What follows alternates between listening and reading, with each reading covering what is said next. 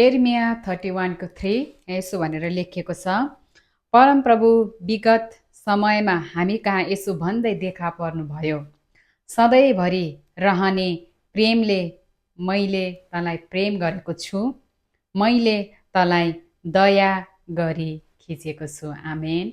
परमेश्वरले हामीलाई सधैँभरि रहिरहने प्रेमले प्रेम गर्नुभएको छ। अनि आजको यो वचनद्वारा म तपाईँलाई उत्साह दिन चाहन्छु।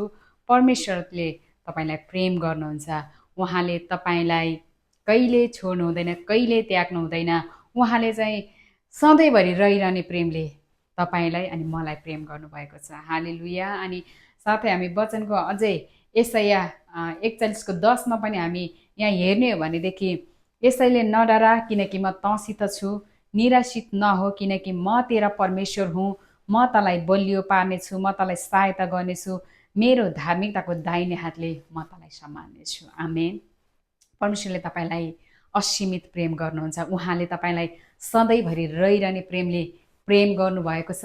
अनि उहाँको धार्मिकताको दाहिने हात, उहाँको बहुली तपाईँ माथि छ। तपाईँ कुनै कुरादेखि नडराउनुहोला। परमेश्वरले तपाईँलाई प्रेम गर्नुहुन्छ।